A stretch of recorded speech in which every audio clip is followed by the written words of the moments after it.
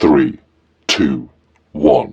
दोस्तों welcome to back my YouTube channel. उम्मीद करते हैं आप सभी अच्छे होंगे। भगवान आप सभी की हर मनोकामना को पूर्ण करे और आप सभी के मम्मी पापा की आयु को बढ़ाएं और आप सभी की ज़िंदगी मंगलमय रहे। दोस्तों अधिकतर लोगों को ये चीज़ें पता होती है कि हम सब गणपति जी की पूजा क्यों करते हैं। सर्वप्रथम तो ऐसे ही गणेश चतुर्थी का समय था तो मेरे दादाजी मेरे से पूछते हैं कि क्या तुम्हें पता है कि गणेश चतुर्थी में या फिर यूँ कहे कि सबसे पहले गणेश जी की पूजा क्यों होती है।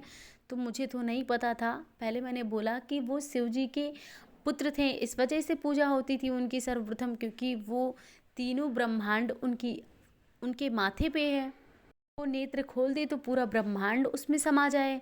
तो बाबा ने कहा कि नहीं बेटा, ऐसा नहीं है। हमने कहा बाबा, उनसे लोग डरते थे क्योंकि उनके पास 3 नेत्र था। अगर उनका तीसरा नेत्र खुल जाता तो पूरा ब्रह्मांड उसी में समा जाता। तो बाबा ने कहा नहीं बेटा, ऐसी नहीं बात है। एक बार क्या हुआ था, सारे भगवानों में प्रतियोगिता हो रही थी कि विश्व में सबसे पहले पूजा किसकी की जाएगी।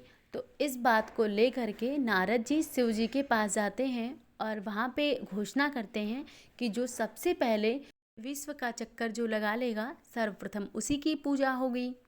दोस्तों सारे देवता लोग निकल गए और फिर वहाँ पे रुके सिर्फ गणपति जी।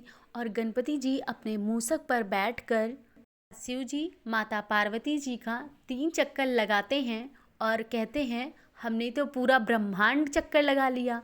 फिर वहाँ पे देवता लोग जब आते हैं तो वो देखते हैं कि सबसे पहले गणपति जी पहुँचे हैं। जब सारे देवता वहाँ से लौट कर आते हैं तो फिर वहाँ देखते हैं कि गणपति जी सबसे पहले पहुँचे हैं। फिर गणपति जी से पूछते हैं कि तुम इतने जल्दी कैसे आ गए। तो गणपति जी कहते हैं हम कहीं नहीं गए थे, हम यहीं रह करके अपने माता पिता का 3 चक्कर लगा लिए, क्योंकि समस्त ब्रह्मांड हमारे माता पिता के अंदर ही समाया है। तो सारे देवता हैरान हो गए।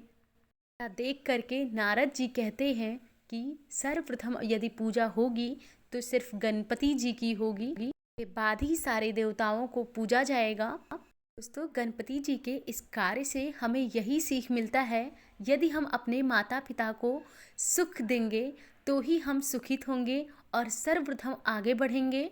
कि जब भी हम कोई गलत कदम उठाते हैं या गलत रास्ते पे जाते हैं तो हमें सिर्फ हमारे माता पिता ही टोकते हैं और रोकते हैं और सही मार्ग का रास्ता दिखाते हैं और हमें खूब उन्नति की तरफ प्रगति कराते हैं।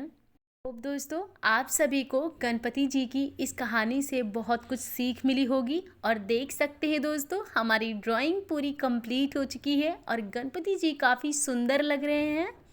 तो आप सभी को मेरे गणपति जी कैसे लगे कमेंट में ज़रूर बताएं और कमेंट में ये लिखना बिल्कुल ना भूलें, गणपति बप्पा मोरया। दोस्तों कल मिलते हैं, तब तक के लिए बाय बाय। बोलो जय श्री राम।